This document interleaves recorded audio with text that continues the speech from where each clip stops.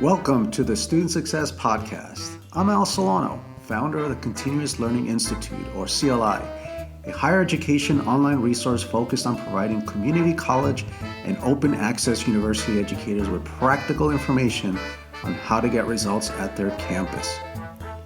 As a resource within CLI, the Student Success Podcast is focused on just that, the challenges, opportunities, failures, and successes of practices intended to improve student success and equity.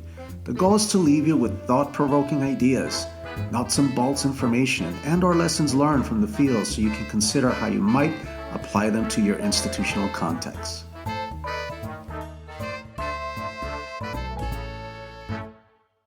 For today's podcast, it's a privilege to have President Pascale Charlot of Miami-Dade College's Kendall campus. She previously served as Dean of the Honors College, where she improved the quality of the program by developing an innovative equity pathway for first-generation college students from historically underrepresented communities that integrates both academic affairs and student services. She was selected by the Aspen Institute's College Excellence Programs to join the Aspen Presidential Fellowship for Community College Excellence, a leadership program aimed at preparing the next generation of community college presidents to transform institutions to achieve higher and more equitable levels of student success. She attained her BA in Sociology and Economics with a certificate in Women's Studies from Duke University as a transfer student. She later earned her Juris Doctor degree from the University of Michigan. She has held assistant dean positions at New York University's School of Law and at Rutgers, where she built student-centered learning communities to help students achieve their goals. Welcome to the Student Success Podcast, Pascale. Good to see you, Al. It's an absolute pleasure. Well, we met a couple of years ago. I think it was March of 2019. We were at a conference/training, and it's just been so nice to stay in touch. You were a dean at the time. Now you are president. So congratulations. Thank you. Along the way, I've learned that you are a Brooklyn and Queens girl. I grew up in New York City's Queens, and our friend, Michael Bastian over at Rockland Community College, he's a Queens boy. So tell me a little bit about being that Brooklyn Queens girl. Even though we moved to Queens when I was in high school, I am BK all the way, all day. I'm never going to give up my Brooklyn credibility. And I say that very fondly. I grew up in Bushwick in the 70s and the 80s. It was pre-gentrified Brooklyn. And it was a working class neighborhood, a community of immigrants, largely Caribbean and also from Latin America and primarily Puerto Rican and Dominican. And we didn't know any differences. We were family. And it was a combination of living in an outer borough, right? And that sense of it's not Manhattan, the whole world that you live in, really centering on about a 4 to 5 block radius. And I just remember fondly the days of running up and down the street, playing skelly, jumping hopscotch. And that proximity created a sense of intimacy. And I'm so grateful to have had a childhood where I interacted with the same people for an extensive amount of time. We're still in touch. And there was real love inside of a community where everyone cared about each other. It sounds very idyllic, and we don't think about urban centers as places where love is nurtured, but it really, really was. And I think about the narratives that we see in the press, and it was very similar back in the 70s and 80s for some of these working class neighborhoods of people of color. And very often the narrative is around neglect or some other negative frame.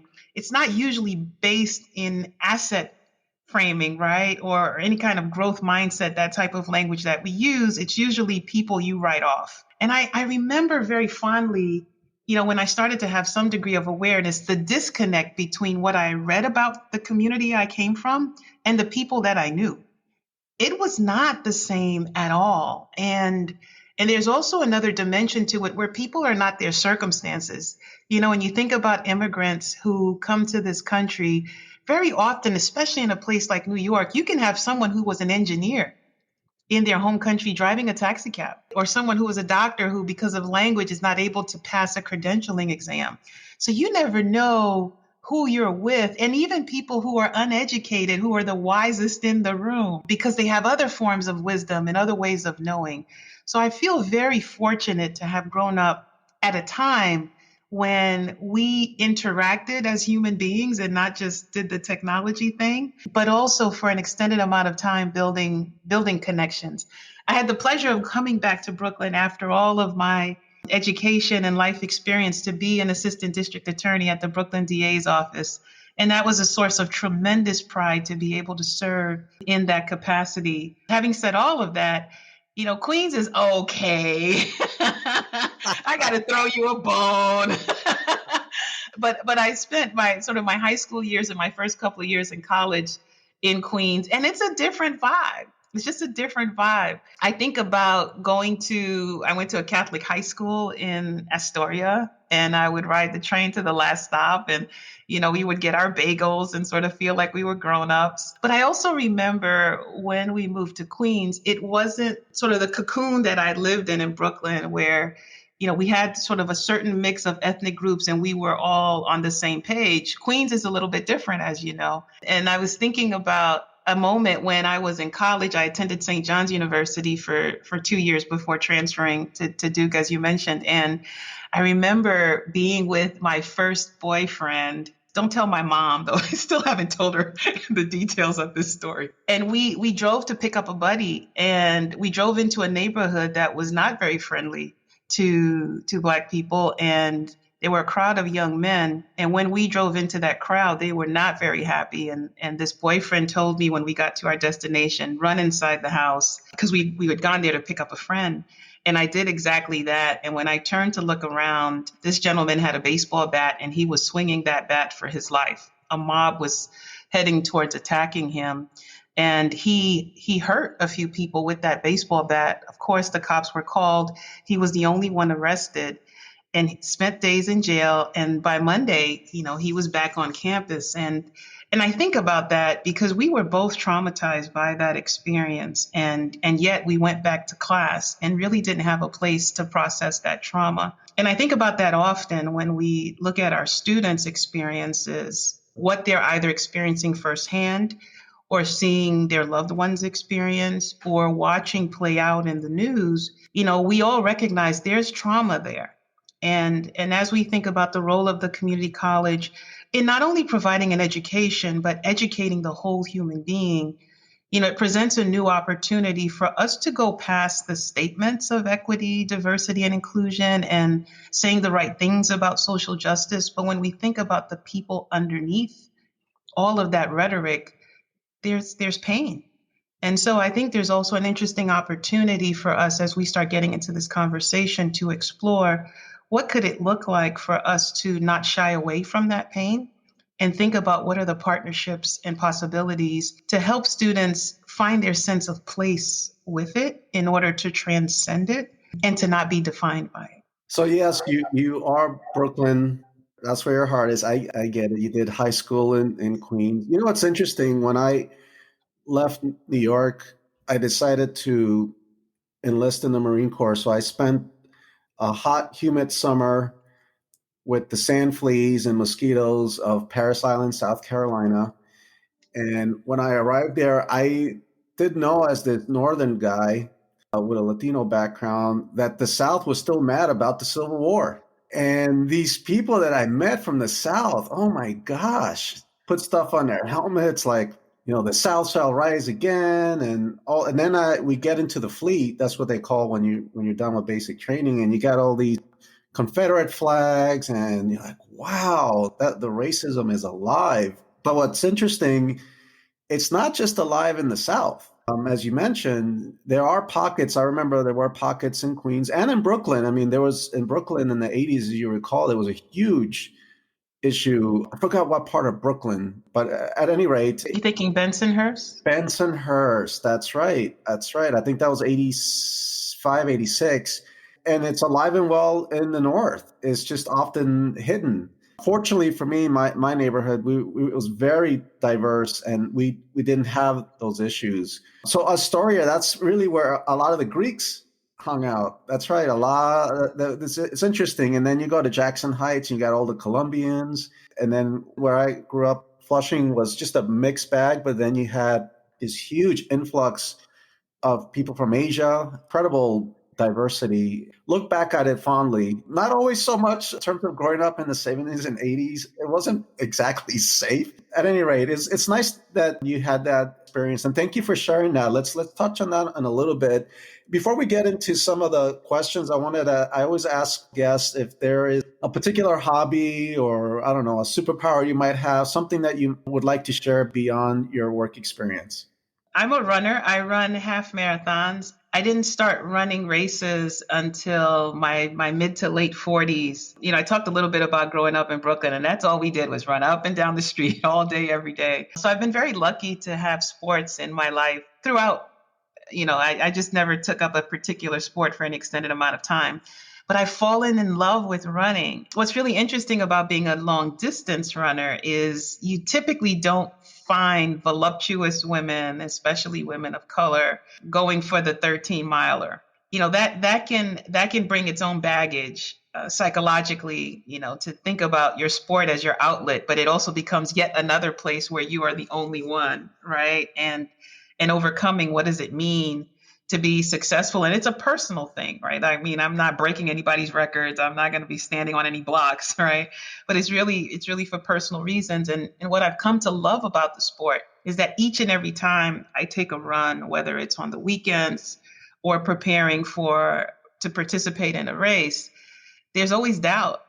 I'm never sure how I'm going to finish. I'm always committed to finishing, but the how is always a bit tricky. And what I've come to appreciate is that it requires a degree of humility to just face my limitations each and every time. And there are real physical ones, and there's also psychological ones, and there's what comes with experience, right? In doing it more and more often. But what I've come to appreciate is the level of humility it brings to me every weekend, and how I'm able to be mindful of that when I think about people on our campus who are taking on challenges for the first time.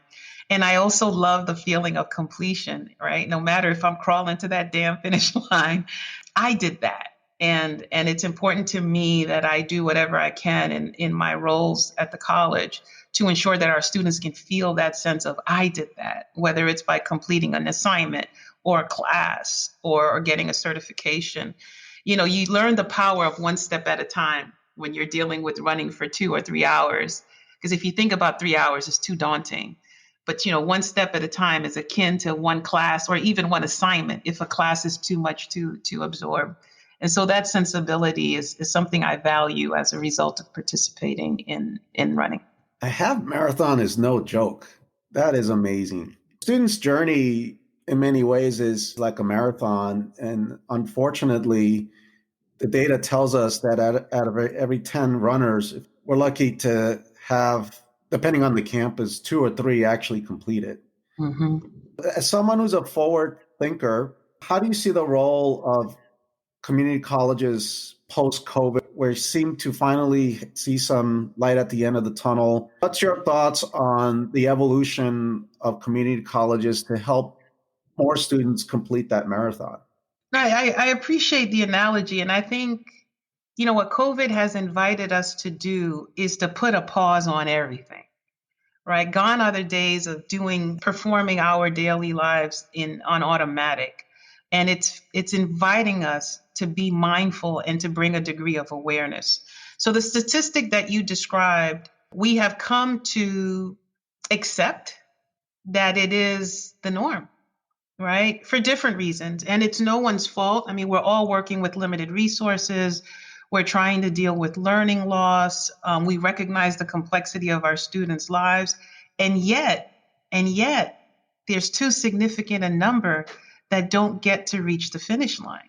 And at what point is that just not okay? What's powerful about this moment of reset is it gives us an opportunity to say, what will it take to come up with a new vision for who we are inside of the higher education ecosystem, which in many ways is like a caste system. We often think about the four-year institution really at being at the center, and like the whole world revolves around the four-year in many circles, especially when you start looking at funding sources and legislative decision making. And with the Biden administration, we're seeing a shift in looking at what is the actual value added we provide. I worry that if that shift does not occur with a comparable shift in mindset, that we are not in service to the four-year schools, but that we are whole and complete in and of ourselves. And it's a subtle shift, but it invites different questions. And if we think about ourselves as whole and complete, the question becomes, what does a student development pathway look like from soup to nuts in this environment?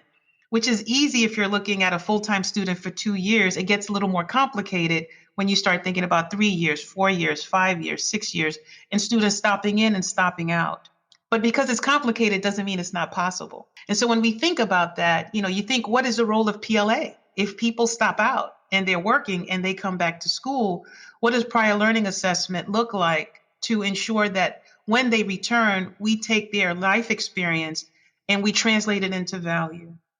What does it look like if we start to really become aggressive with our four-year partners and say, do you really need another $20 million gift?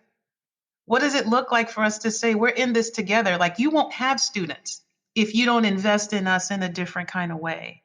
Or when the legislature is thinking about cutbacks that will severely hamstring our work, why are we the only ones fighting for those resources? And so if we start to really value, and when I say we, I know we do, those of us listening to this podcast, but sort of the larger society has to really make a conscious decision, because what we know historically in this country is there is a tendency to collapse value with price tag.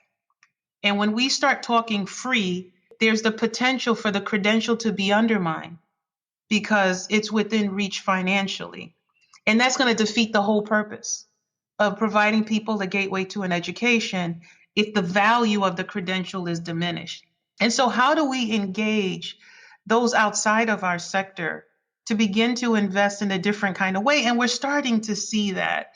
But there is a very conscious effort that has to be made to reframe our role inside of the ecosystem. Otherwise, we're just going to see a shifting of the previous mindset into this new normal where we have more people getting a credential that still is not going to translate into value and changing their lives. Very interesting, because there's such a push for transfer to earn a four-year degree. And the data's out there suggests that, yeah, if you have a four-year degree, you have a better chance in the long term than if you don't. But what you're saying is it should be enough. Community college is not a transition place. It could be the completion place. How do you think you do that over time? How do you change that mindset where you can come here, learn some core skills, core knowledge, and be marketable enough so employers go, oh, yeah, this student came out of Miami-Dade. I don't need an extra 60 units. These 60 or 70 are good enough for me. They can come to our workforce. What are your thoughts on that? I think it depends on the pathway. I don't think it's a one size fits all, but which is interesting, right? Because, it's almost like thinking about equity from the lens of the system, right? And when we talk about leveling the playing field, I think that there is a need to be almost surgical in some ways with who actually needs that stackable credential where the bachelor's is a stackable credential, as opposed to thinking about the 2-year school as a pass through. Because when for transfer, the focus is on getting to transfer, it devalues the actual time you're experiencing in the 2-year pathway, because it makes it seem like you're just waiting to get through those credits to really get to the real education. Really, the value added is if we're meeting students where they are and they're coming into our institutions where we're doing a lot of work.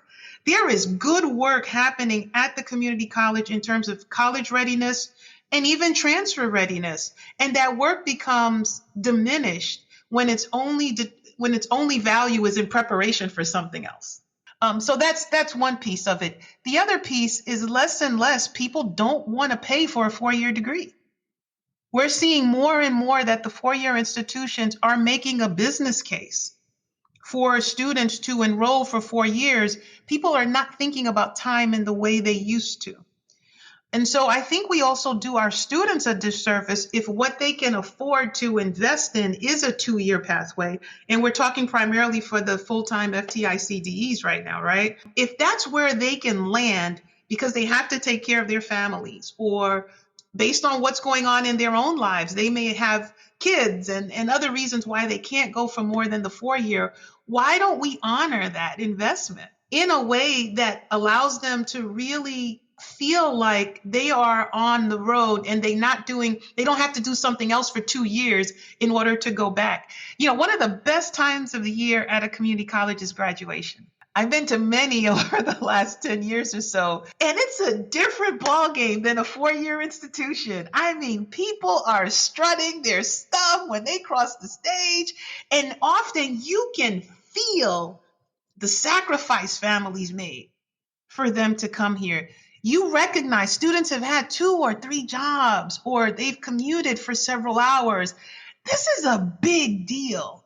And so there's a disconnect when the student knows what they invested to earn the credential, but out in the world, in the higher education system, the value varies, right? And doesn't necessarily align with that effort. Now, we also know that people are in different places, right? So when they earn their credential, the question of whether they are ready, what they are ready for, what's being measured, like all of that is up for negotiation, I think, rather than a blanket reflection of the 2-year degree as always being transitional. Yes, community colleges could serve as that completion institution where that's all students need to go out into the workplace. As you know, community colleges, though, if we look at the data, we know that we have a lot of improvement still to go. And I'm thinking about that experience that you had, you and your boyfriend, that we won't tell your mom about. You experienced trauma, your students, and then you go to school the next day. There's this trauma that I think we need to prepare for this. I think there's going to be a mental health crisis after COVID, where many people really struggle mentally, have had trauma through COVID. And then obviously people of color, they've been disproportionately impacted by it. So how do you think we can do a better job to serve students who are going to be coming in with so much trauma, while knowing that there are limited resources and there's only so much that community colleges can shoulder? They shoulder so much already. What are your thoughts on that? It's a really important question. And I would say and I want to think out loud with you because I certainly don't have all the answers, but I think what we are here to do primarily is education. We're not mental health organizations. Many of us have food banks and we're trying to close gaps because of the impact on learning. But at the end of the day, we're an education institution. And the question that I would ask in response to your invitation is, what's the nexus between that trauma and education, right? What's the nexus between the learning gains from last year because of this experience that we can turn into value for our students? One of the things that we did at Miami-Dade College a few years ago is we became an Ashoka U Changemaker campus. And this meant we joined a network of 45 schools that made a commitment to introduce a change-making mindset and a skill set. And Ashoka is an organization that's really committed to social entrepreneurship and social innovation. And by becoming a Changemaker campus, what we wanted to do inside of the 2-year system, and we were the first 2-year institution to join the network, is to build an infrastructure that would allow people to find their agency. Because we know the students that come to our community, our campuses, come from communities where there is trauma. Maybe not to the degree that we saw over the course of the last year, but certainly they're not immune to all the isms we talk about and other challenges that communities that are marginalized and disenfranchised tend to face. And so we made a conscious decision to think about, what does it mean to help people find their agency inside of their life circumstances? And that agency involved their ability to find solutions to the problems in their neighborhoods.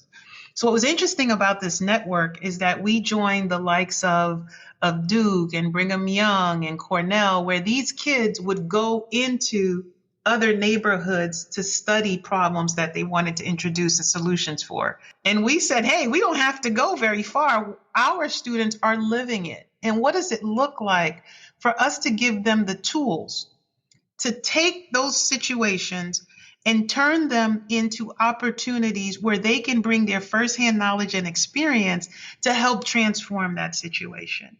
And you have a different kind of problem solver.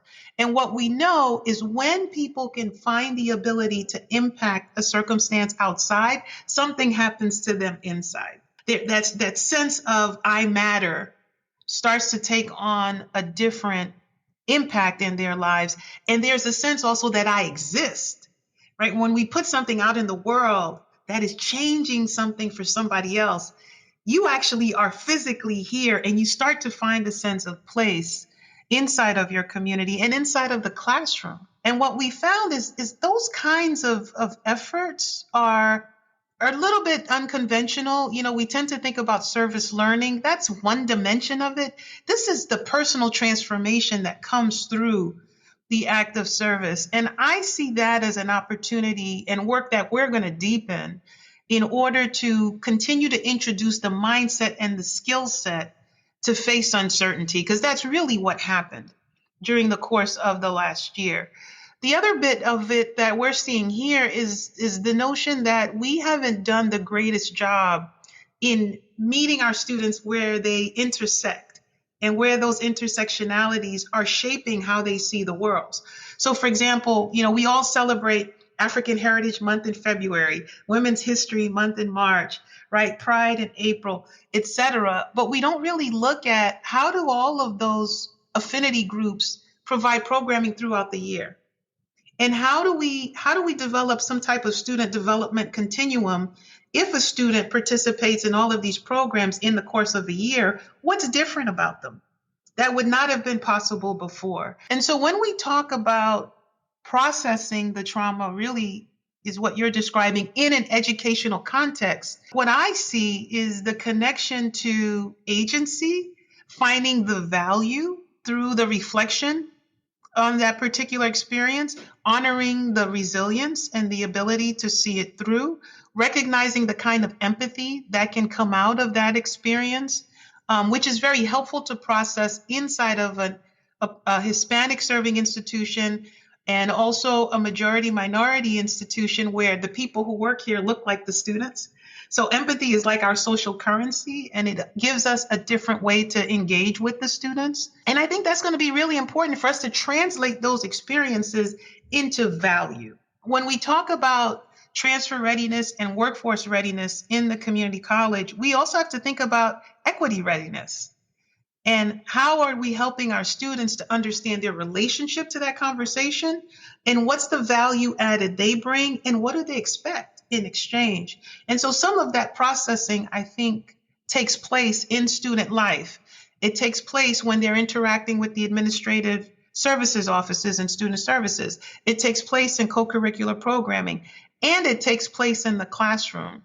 But the classroom isn't the only place, nor is it the places that are focusing solely on healing the trauma, but it's sort of everything in between. And what we've also found by being part of this change-making network is it does take a village, to your point.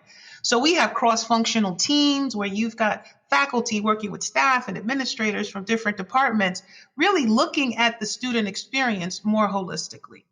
And I think that's an opportunity we have. And again, there's an agility in community colleges, going back to your earlier question, where we're not tied to tradition in ways that traditional institutions or the typical four-year institution has a long legacy of X. We can pivot on a dime.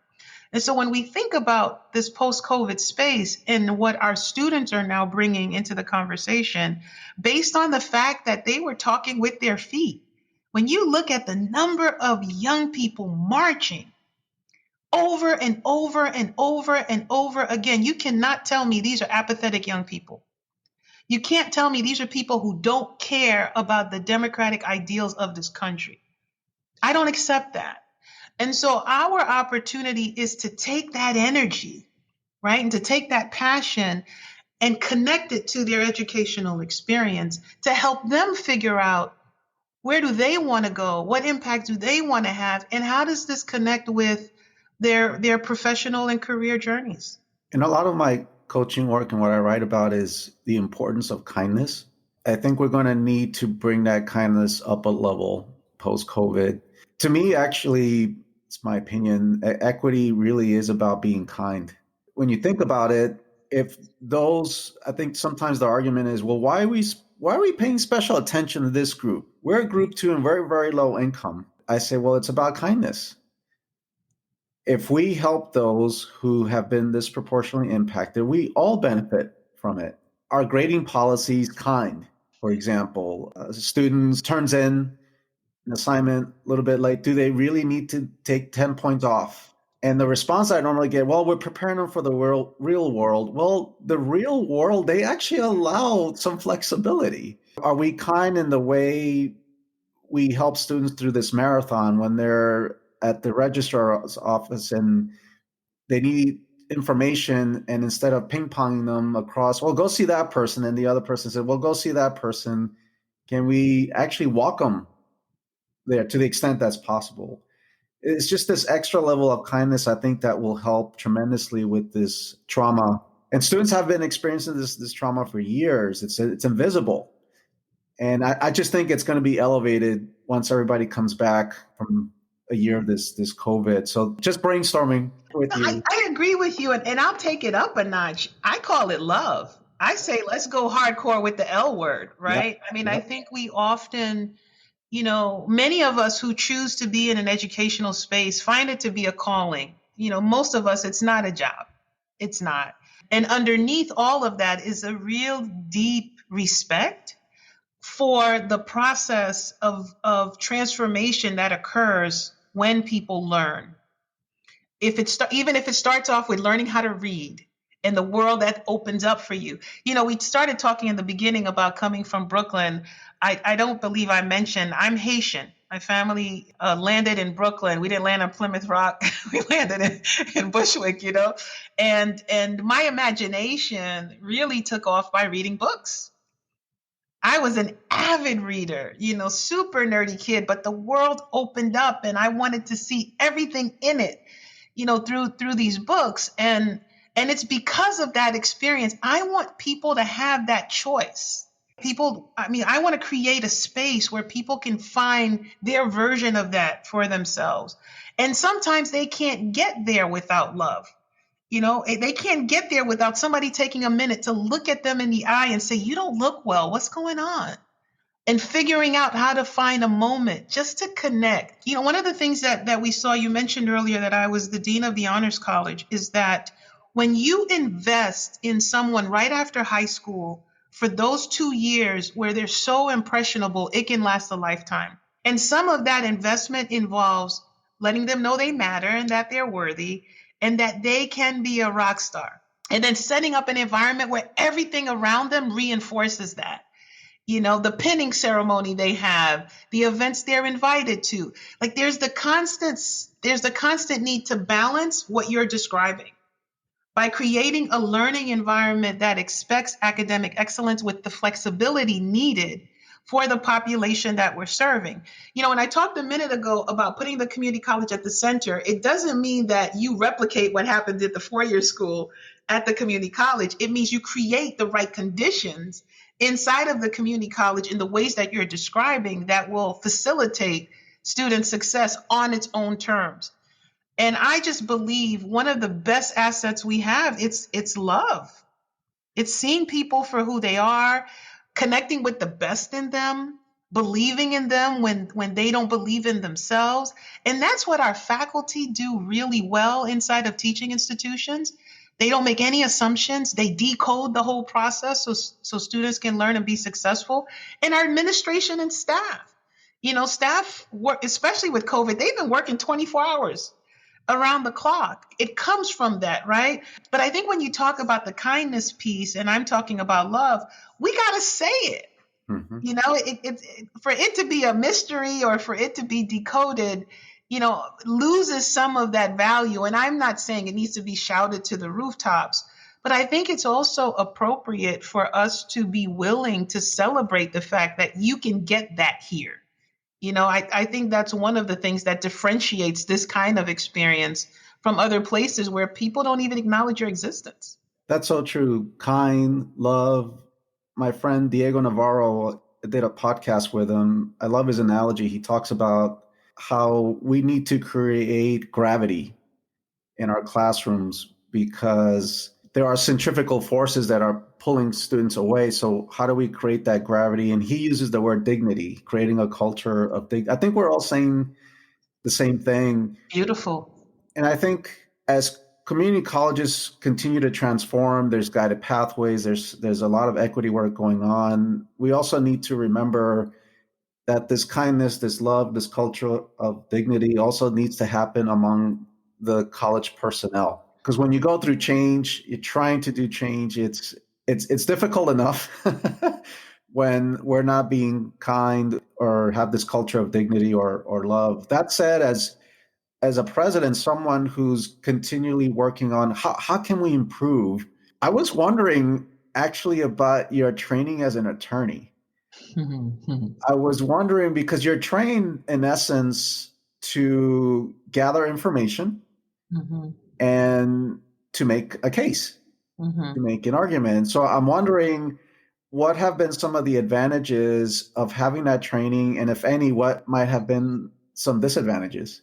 It's a great question. So I mean, a couple of thoughts. The power of a legal education is it allows you to bring order to chaos. If you think about when people go to a lawyer, it's usually when something isn't the way they expected, or there was an accident, or there's something they're trying to understand. And so you tend to bring sort of a situation to this person who listens and to tries to figure out how to bring some order, always with the intention of some form of resolution. It's a sensibility that I have. I'm very issue spotting oriented. I listen to see where there are opportunities, where might there be a problem that might be intervening with the ultimate outcome that we want. I recognize that my tendency is to listen and to come from that place. I also will say, I believe in the democratic ideals of this country. I know people have said the American dream is dead, or, as we transition into a multiracial democracy, that there's some things we're going to have to lose, and like all of that. I'm all in for fighting for it. As I mentioned, growing up in a working class neighborhood, I saw what it could do to a family's trajectory to find that they could change their lives by getting an education, starting a business. People believe, and they came from countries where that wasn't possible. My family left Haiti in the 60s during the Duvalier regime. Some things were just not possible. And so I think it's critical that we fight for that dream. And a lot of that comes from my sensibilities as a lawyer. I'm always ready for a good knockdown, throwdown. I am from Brooklyn, right?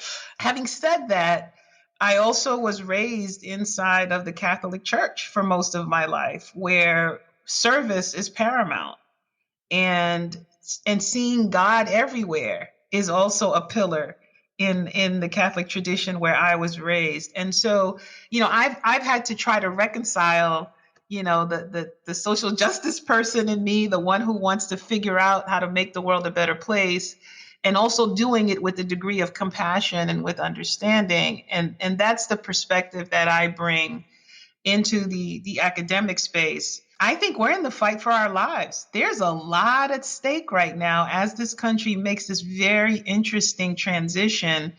And the pathway we provide here, in my mind, is at the center of all of it. Because if we are not enabling people from the communities we care about to access the opportunities that are coming, we're going to see a bifurcated culture where you start to think about a permanent underclass serving those who have access to those opportunities. And I think we have to keep fighting for a sense of place that's the appropriate place for us to occupy, where the middle class would have occupied it in the past. And whether or not that looks the same, the work we do is still that bridge in order for people to access the American dream in whatever iteration it looks like. But yeah, you're right. I mean, I'm not a traditional academic. I didn't go through the traditional ranks. And at times, I struggle a bit to understand the culture, even though I've been in it for 10 years. I feel a sense of urgency and I'm impatient.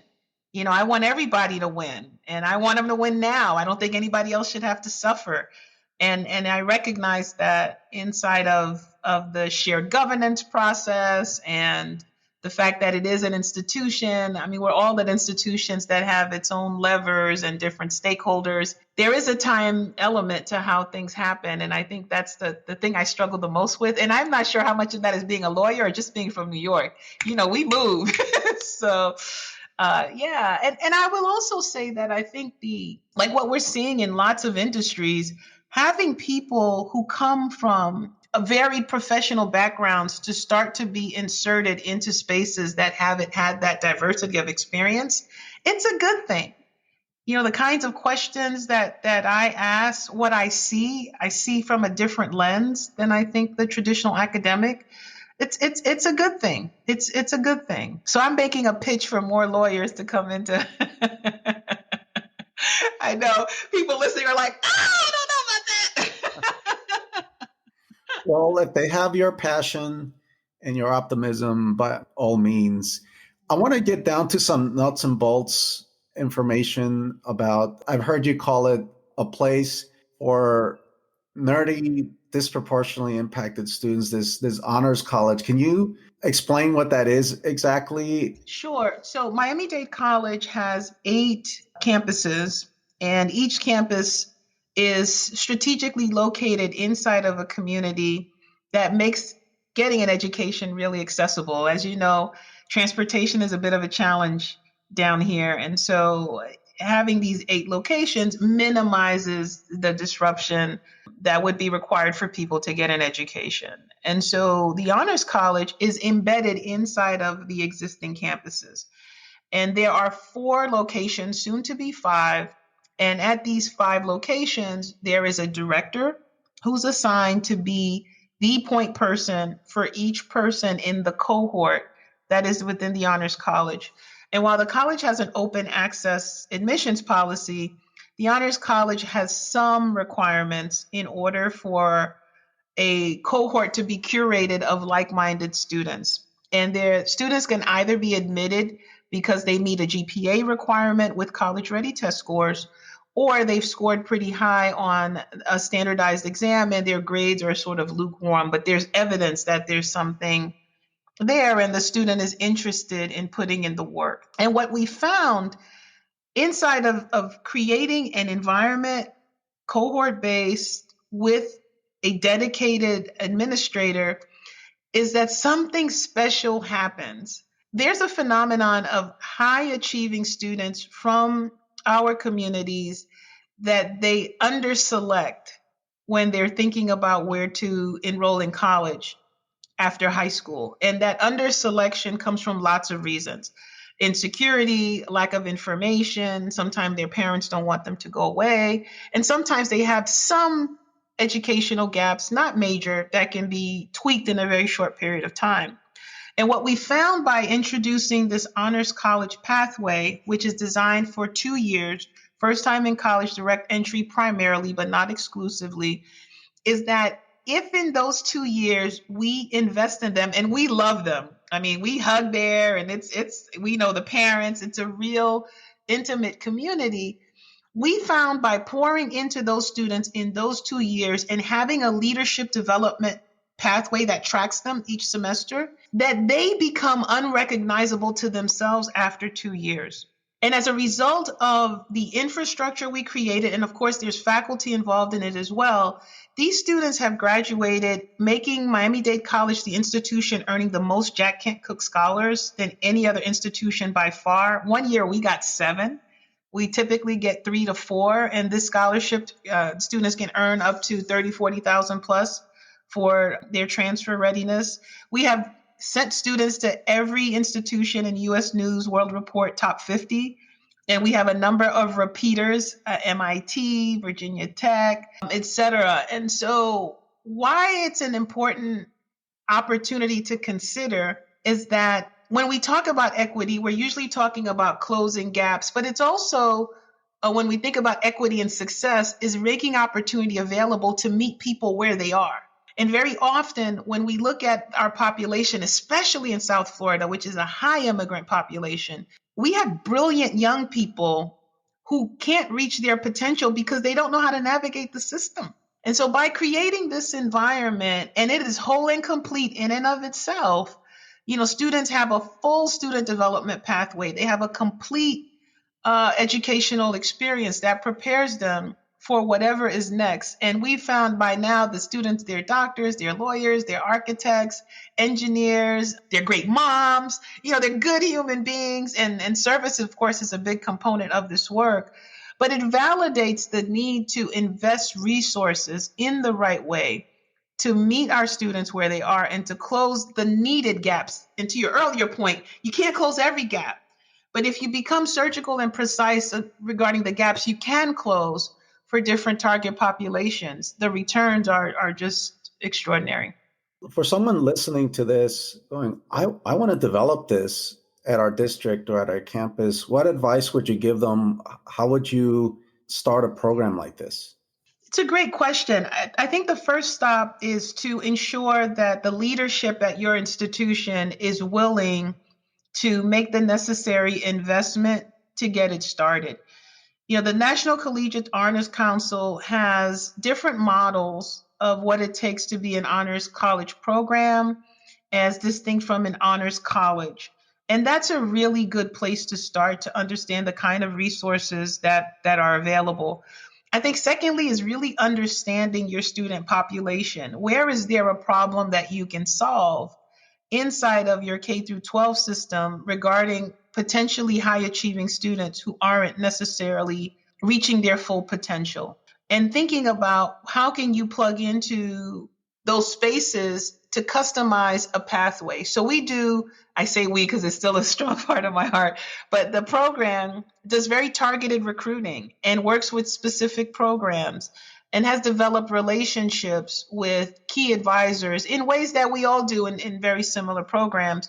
But the question becomes being regarded as a solutions provider inside of those institutions. I think that's a role that has to be developed and cultivated.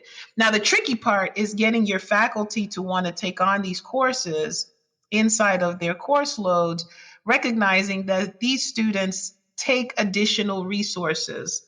And what we found is plugging into faculty who actually enjoy playing that role. And that helps significantly because there are no amount of task points that can compensate for having students in your office for hours just because they want to learn.